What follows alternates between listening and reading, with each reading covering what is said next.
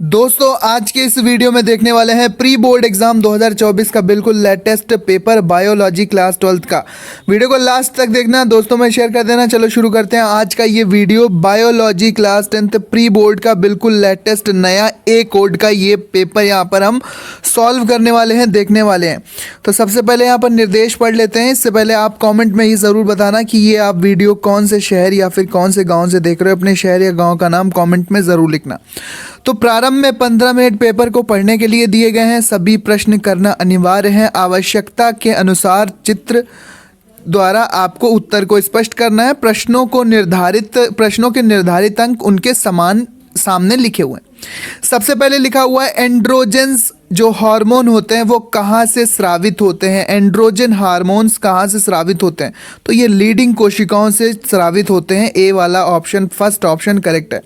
गुणसूत्र का निर्माण कहाँ होता है। गुणसूत्र का निर्माण कहाँ होता है ये आपको बताना है कि गुणसूत्र का निर्माण कहाँ होता है। तो दोस्तों इसका जो सही आंसर है वो है हमारा यूक्रोमेटिन। यूक्रोमेटिन में गुणसूत्र का निर्माण होता है। इसके बाद पीत ज्वर का वाहक कौन है, तो एडीज मच्छर जो है वो पीत ज्वर का वाहक होता है। इसके बाद अगला प्रश्न है कि दुधवा राष्ट्रीय उद्यान कहाँ है, तो ये उत्तर प्रदेश में है। थर्ड वाला ऑप्शन करेक्ट है। एक एक नंबर के प्रश्न पूछे गए हैं बच्चों। जरायुजी अंकुरण बताना है आप किसे कहते हैं। सारे एनसीईआरटी बेस्ड क्वेश्चन है, तो एनसीईआरटी से आप अपने बोर्ड और प्री बोर्ड की तैयारी करेंगे तो ज़्यादा बेहतर रहेगा। जरायुजी अंकुरण किसे कहते हैं, किन पौधों में ये पाया जाता है। विभिन्न प्रकार के आरएनए और उनके नाम लिखिए।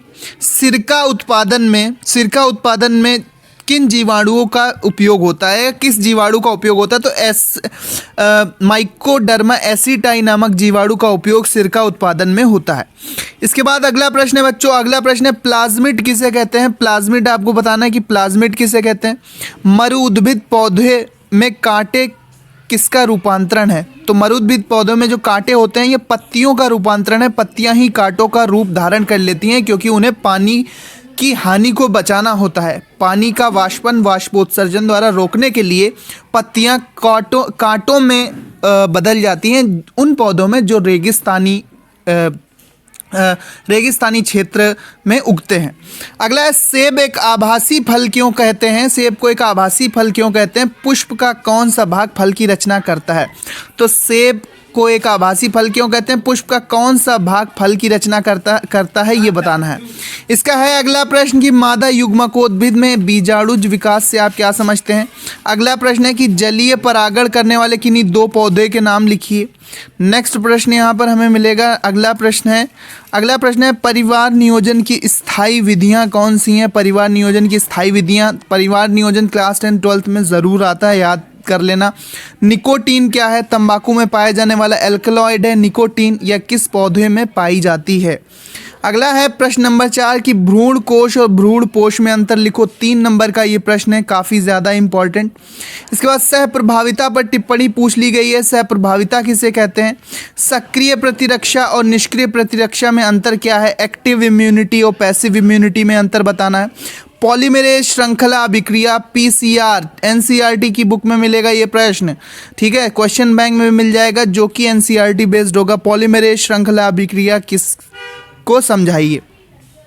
प्रश्न नंबर 5 बी कोशिकाओं और टी कोशिकाओं का निर्माण कहाँ होता है, यह एक दूसरे से कैसे भिन्न है। अगला प्रश्न है हमारे पास कि उपयुक्त चित्र की सहायता से लॉजिस्टिक समष्टि वृद्धि वक्र का वर्णन कीजिए। 3 नंबर का काफ़ी इंपॉर्टेंट प्रश्न पारिस्थितिकी वाले चैप्टर से। अपरा या प्लेसेंटा किसे कहते हैं, इसकी परिभाषा दीजिए। इसके क्या कार्य होते हैं। जैव उर्वरक क्या है। बायो फर्टिलाइजर्स क्या है, इस तरह से भी पूछा जा सकता है कि बायो फर्टिलाइजर्स क्या है। किन्हीं दो जीवाणुओं के नाम लिखिए जो मृदा में वायुमंडलीय नाइट्रोजन को स्थिर करते हैं। अगला प्रश्न है कि हसियाकार रुधिराणु एनीमिया पर टिप्पणी लिखिए। सिकिल सेल एनीमिया जो होता है, हसियाकार रुधिराणु एनीमिया पर आपको टिप्पणी लिखनी है 3 नंबर में। बाह्योष्मी और अंतरोष्मी में अंतर लिखना है। इसके बाद वॉटसन और क्रिक का डीएनए मॉडल सभी को आता है। द्विकुंडलिनी मॉडल जो डबल हेलिक्स स्ट्रक्चर होता है डीएनए का, वो बताना है। इसके बाद बायोस्फीयर आरक्षित क्षेत्र पर टिप्पणी लिखो। बायोस्फीयर आरक्षित क्षेत्र किसे कहते हैं? संकटग्रस्त जातियों से आप क्या समझते हैं? संकटग्रस्त जातियां क्या होती हैं? संरक्षण के लिए किए गए विभिन्न प्रकार के उपायों का वर्णन कीजिए। संरक्षण के लिए विभिन्न प्रकार के उपायों का वर्णन कीजिए। अथवा में है कि आवृतबीजी पौधों में निषेचन प्रक्रिया का नामांकित चित्र की सहायता से वर्णन करो। आवृतबीजी पौधों में निषेचन की प्रक्रिया का नामांकित चित्र की सहायता से वर्णन करो। अगला प्रश्न है बच्चों कि डीएनए पुनर्योगज तकनीक की व्याख्या करो। डीएनए पुनर्योगज यानी कि डीएनए रिकॉम्बिनेंट टेक्नोलॉजी क्या होती है, इसकी व्याख्या करना, इसका उपयोग भी लिख देना, 4-6 उपयोग लिख देना, 5 के 5 नंबर ले जाना। अगर नहीं आता डीएनए पुनर्योगज तकनीक वाला तो पारजीनी जंतु किसे कहते हैं? ये किस प्रकार विकसित किए जाते हैं? ट्रांसजीनिक एनिमल्स पारजीनी जंतु किन्हें कहते हैं? ठीक है, ये किस प्रकार से विकसित किए जाते हैं। इसके बाद है 9 नंबर का प्रश्न 5 नंबर में कि जैव विविधता क्या होती है? जैव विविधता को क्षति पहुंचाने वाले क्या कारण है? जैव विविधता संरक्षण की 2 विधियां बताइए।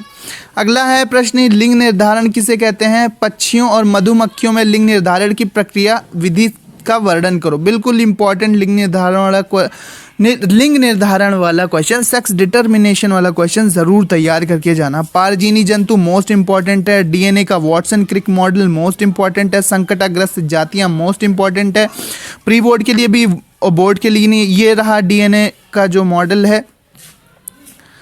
जैव उर्वरक वाला क्वेश्चन, ये जैव उर्वरक वाला इंपॉर्टेंट है। इसके बाद अपरा या प्लेसेंटा पर टिप्पणी ज़रूर आएगी। बोर्ड और प्री बोर्ड के लिए इंपॉर्टेंट है। बी और टी सेल्स पढ़ना है। पीसीआर ये ज़रूर मोस्ट इंपॉर्टेंट है, यहाँ से बहुविकल्पी प्रश्न भी आएगा पीसीआर से।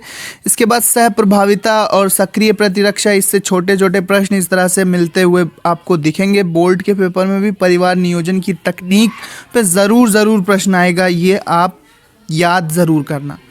और बाकी छोटे छोटे प्रश्न आपके इधर उधर हो सकते हैं। छोटे प्रश्न 1-1 नंबर और 2-2 नंबर वाले सभी चैप्टर से तैयार कर लेना। इस तरह से बायोलॉजी का पेपर आप अच्छे से टैकल कर लोगे। तैयारी एनसीईआरटी से ही करना है। तो ये था प्री बोर्ड एग्ज़ाम, और बोर्ड एग्ज़ाम के लिए भी सारे प्रश्न इंपॉर्टेंट हैं। का बायोलॉजी का जो पेपर 70 नंबर का ये पेपर ए कोड का था। ठीक है, उम्मीद करते हैं आपको समझ में आया होगा। इसका पीडीएफ आपको हमारे टेलीग्राम चैनल पर मिलेगा। टेलीग्राम चैनल का लिंक डिस्क्रिप्शन में दिया हुआ है, वहाँ पर जैसे ही आप क्लिक करोगे तो टेलीग्राम पर पहुँच जाओगे। वहाँ पर बाकी सब्जेक्ट के भी आपको मॉडल पेपर और इम्पॉर्टेंट क्वेश्चन लगातार मिलने वाले हैं, तो टेलीग्राम चैनल को ज्वाइन करना है। सो मिलते हैं अपने नेक्स्ट वीडियो में, तब तक के लिए मिलते हैं अपने नेक्स्ट वीडियो में। Thanks for watching and listening me and good luck for your future. दोस्तों बहुत ही अच्छा मॉडल पेपर है, यहाँ पर बाकी भी आपको मॉडल पेपर मिलने वाले हैं। व्हाट्सएप चैनल का भी लिंक दे रहा हूँ डिस्क्रिप्शन में, ज्वाइन ज़रूर करना, वहाँ पर सारी अपडेट्स आपको मिलती रहती हैं। Thank you and bye bye.